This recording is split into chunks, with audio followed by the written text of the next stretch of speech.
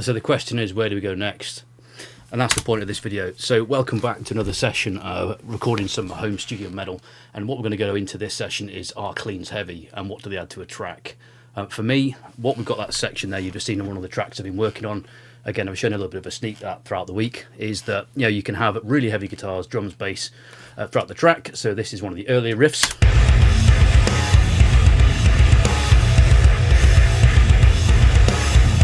The riff you've just seen me play.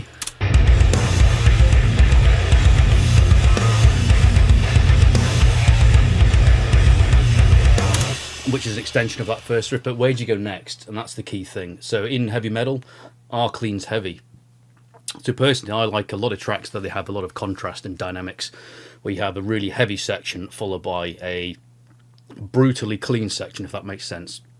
So clean tones in modern metal and Thall and gent progressive metal and all the subgenres that we all love are very different from the way they used to be. A long time ago, back in the 60s and 70s, it was flanger soaked cleans on tellies and strats and compressed, and it's all that glassiness. But now modern metal has got more going on. It's a lot more complex and it's a lot harder to get a decent tone you might find a more wider audience might want, or that you're happy with. So let you listen to what happens next, and then let me show you how we've built that tone. So we've got a really heavy section, and the idea for me is we're going from this area here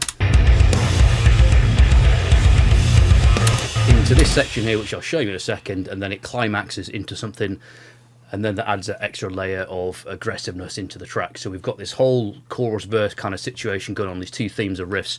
We go into a clean section, and then we're going to go into something like absurdly heavy, and that could be a breakdown, a wicked solo. On this track I've got a solo here, and later on it could be that the tempo slows down or something like that, or it's a repeat of the main prime riff of the track. But let's have a listen to what I've got going on, and then let me show you how I've built that tone in the Tone Master Pro. So this is it going in.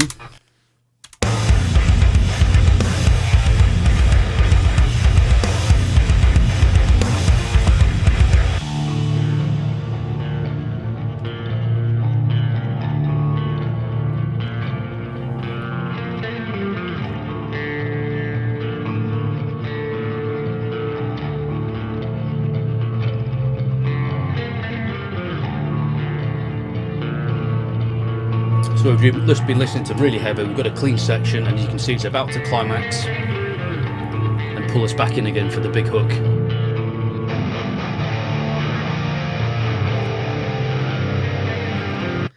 And that's when something's going to happen. So I personally believe that cleans are exceptionally heavy, or they can certainly add to the heaviness of a track as a whole if you structure it right, if you construct the track or sequence it, whatever you want to call it.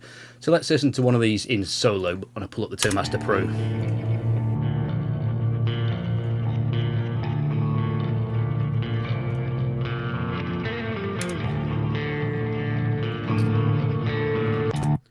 Okay, so on the Tone Master Pro, what I've got is quite a lot of bits going on there. First of all, you can see the amp I've got going on here, which is one of the new amps from the 1.7.53 firmware updates that went recently. And I haven't really touched this beyond what it came in as. I just loaded it up and I've just pulled the bass back a tad on this. Cab-wise, I'm using what I always do on the cab, really. Is an SM7B just off the cap there to create that warmness again. So with clean tones, there's not as much tonal difference going on. If I was to change the mic now to something like an SM57,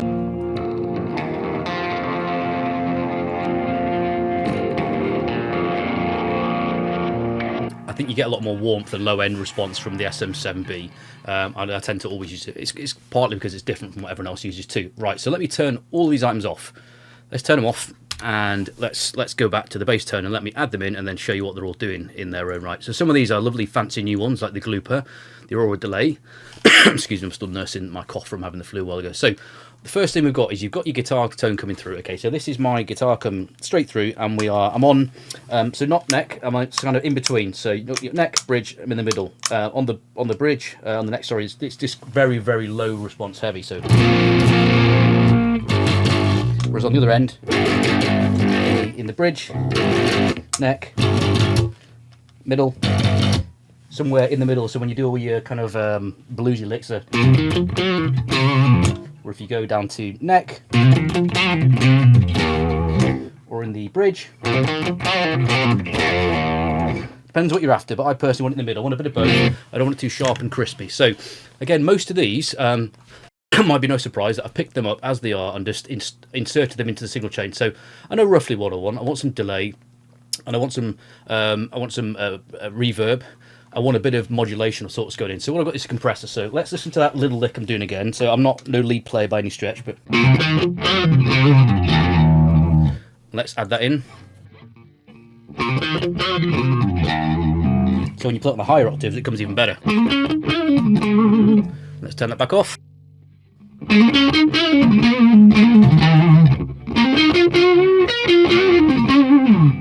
Put it back on. Really pulling those dynamics back in. So when we go to turn the compressor off, nice and massive, but for this clean section I want control of it, so any of this, put that back on, you get that lovely compressed tone.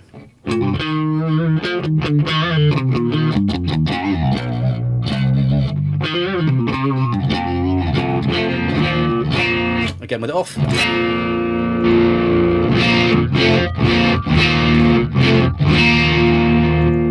Obviously sounds a bit quieter, but that will affect what goes into the front end of the amp. And the level here, I could up the level to make it sound as loud as it equally was before it's off, so you hear the volume difference. But for me, I think it's compressing the right bits.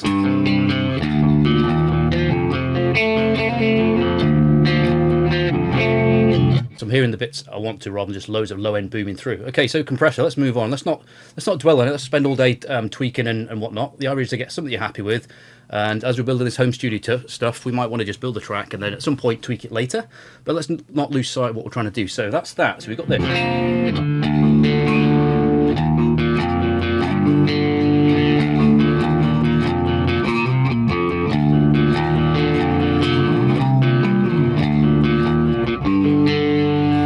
Okay, let's add pedal 2, pitch shifter. So what I've done is add a small amount of the lower octave in. So you can see octave, the minus octave there, the lower one. The mix is, what are we on? Click on that, 9%. Okay, really low. Everything else is, the delay's off, the key's in D. I've just left it as it was, I haven't really filled it. I think we're in G, but I left it as it is because it hasn't caused any concerns when I'm playing. Major scaled it. There's other controls, feedback, they're all off. Okay, all I'm using, so if I turn this on in a second, so listen to this riff. In fact, let me do a single note. The little bluesy lick again. And let me turn that on now. You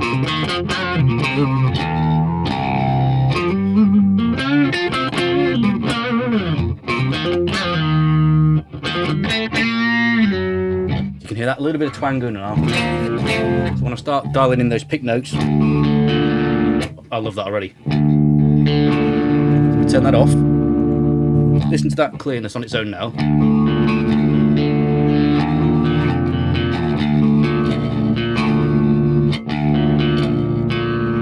Now let me play with that on. Listen to that low end. That note. You can hear it just poking through there.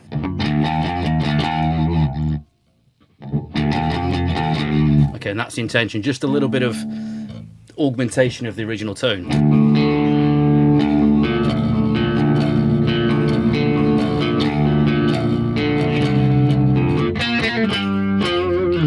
Okay, let's just move on. So next we have the Glooper pedal. So this one, in this particular track, I've dialed this in really low because when you start double tracking or dual tracking or quad tracking, you're going to hear the layers of all these things, these particle effects and things that go on, the delays, the reverbs interacting with each other. If you have it really high, you can kind of lose out on the original tone that you're after. So I do like this high. So I want to show you what it looks like now. So we're at 14%, really low. So I'll play it at 14. Then I'll play. If I was just noodling the room now, just messing about like I'm showing you, I will have it probably a lot higher because it just feels like an experience. It feels lovely. I'm really enjoying where the Toemaster Pro is going. So let's put this unit on. Okay, let's turn this Glooper on. So remember what we sounded like.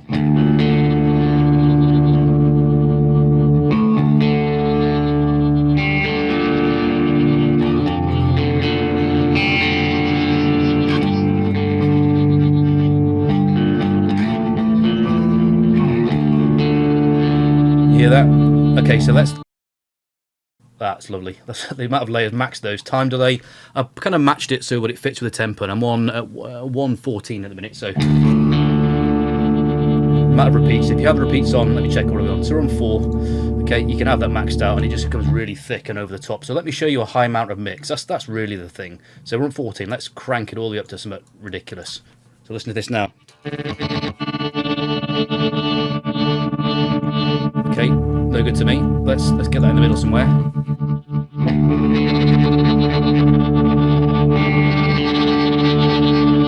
So if you're doing some single note business maybe.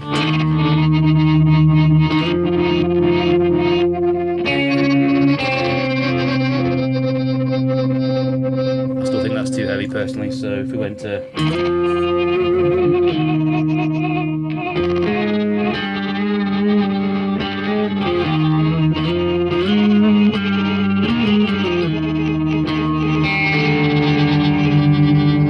You can just sit there all day and play with it, it's amazing.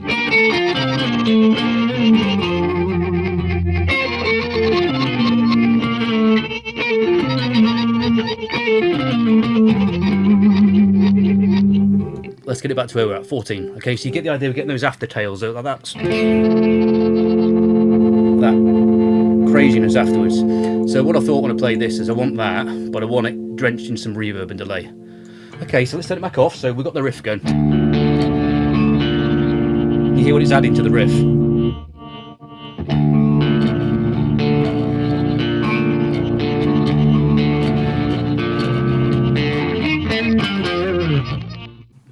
Okay, love it. I love that pedal. Amazing. Moving on. Okay, so we've got this this vast convolution chamber reverb. Okay, so we're off again. Mix again is the main parameter looking at pre-delay, because you get a bit of the original note through. So it's not just all the delay. You get the note poking through. Imagine if you've got a DI, you've got a bit of the initial signal before you tweak it and add it into the signal chain. So it allows some of it to poke through, so it sounds you get more attack, I suppose. That's the way of it. Low cut, because I don't want loads of bottom end booming through this, because I'm on the center pickup, blend of both rather than on the neck. If you had it on the neck, you could probably low cut higher and get through a bit more of that. I don't want the treble enhanced or anything. I want the tone as it is. You're better off to set that in the amp rather than mess with it on the pedal, but do as you will. So let's turn this pedal on.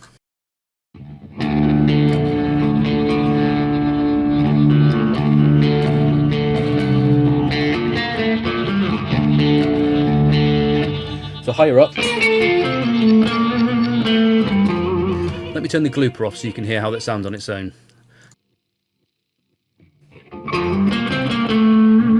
Hear the delay? The verb.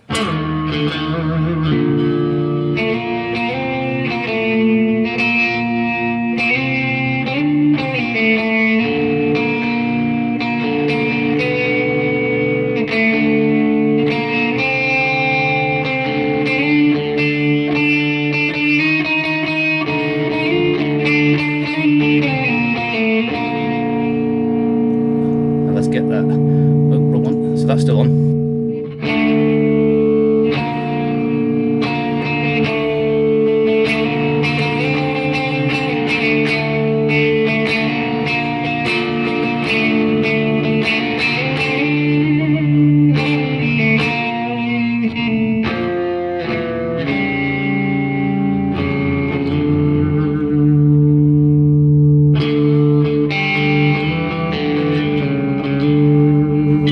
Okay, you can make some cool sounds with that. So particularly those open, these kind of final string notes there, the top E would be an E if it wasn't dropped to G. But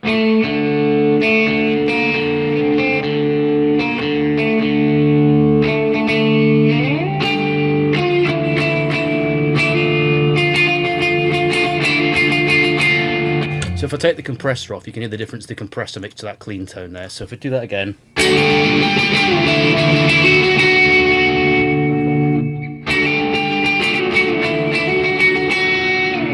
So it adds that lovely tightness to it. Okay, put Glooper back on. So we've got the reverb. Next, moving on to is the Aurora Delay. So back to where we were. Okay, now let's turn this on.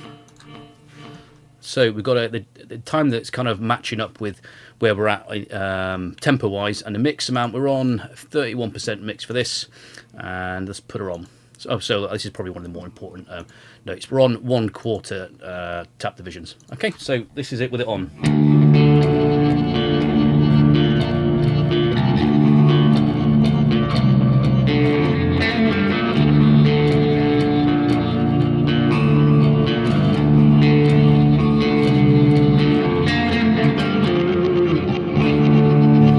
Okay, let me go back and turn all of this off, and then we can basically show how all this stuff adds really good atmospherics to what would just be a bit of a clean warm-up riff. I suppose, get your fingers ready. So raw tone is this.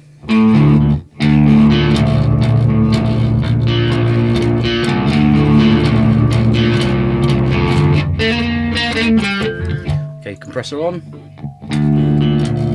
Already that's cleaned the tone right up nicely. Let's add back in Diatonic pitch shifter. Is that low end note again?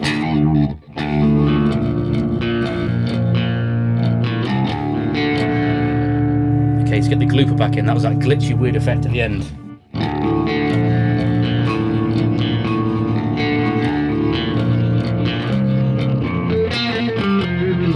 Okay, reverb. Let's go.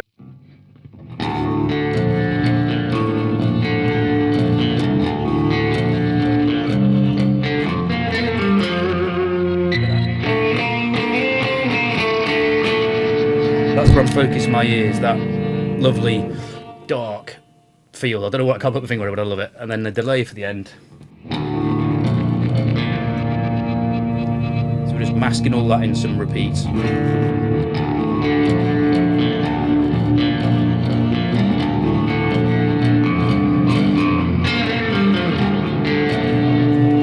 Again, it sounds epic. So if we go back to the track, and I will make this preset available to anyone who wants it. I think with the Fender Toemaster Pro you can't necessarily share a link to it, but you can see it on screen here. It's my Thall clean. I will name it something and put it in the description to this video so you can grab it if you want. But essentially the HiWatt head there, which is the new one, which is a clean yet capable of high gain head with all these pedals. So we've got a compressor, a bit of adding a bit of pitch shifting to it, Glooper, which is that if you had any pedals, there's some of those crystal delay effect boutique things that are going on, it cost a fortune. Right, so if we return to the main theme of this track then, which is our clean tones heavy, I think they can certainly make a track heavier. And if you look back at what we did, adding all that detail, we've sculpted the clean tone in such a way that it adds to and it adds contrast. So when you're listening to all this heavy stuff and then you go back into it, it's preparing you for either that's the end and the climax, the catharsis, or it's just going to get sick. And it is going to get sick. So I've deliberately not built any more of this track today because I want to, suppose, ask you that are watching, and kindly come back if you have subscribed, or if you're looking to. It'd be great to have you with us next week too. What would you do next? Would you make it heavier? Would you put a solo on it? Would you have some clean vocals? And I suppose that's another question. This track is probably going to have loads of heavy screaming, guttural stuff going on it. When it comes to this clean section, there might be no vocals, but it might be the case that within singing, people are more impressed by a clean vocal, despite we all love the heavy stuff like Will Ramos and Jens Kidman, for example, Sugar and Lorna Shore. But everyone loves that uplifting clean section. Howard Jones, Killswitch Engage, for example, things like that. Everyone loves a clean section. So would we sing? Would we solo? And what would we come into? Would we slow it down? Would we half time it? What would we do next? So let's have a listen. So I'm going to play through the clean section now. So I've got my tone up that we had before. Okay, and then just let it flow. Let's see if it works and see how we can imagine how we'd feel when we come into it.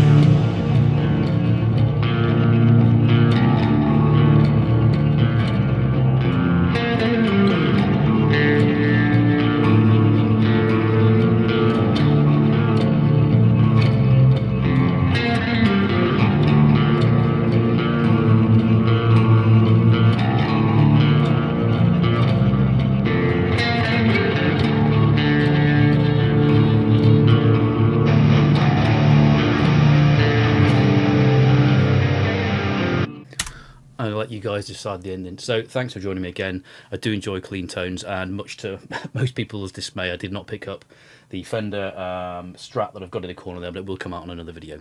Thank you for joining me. It's been great this time. I love clean tones. It's a bit of a change from all the heavy stuff, but you know, we'll see you again, and you know, take care.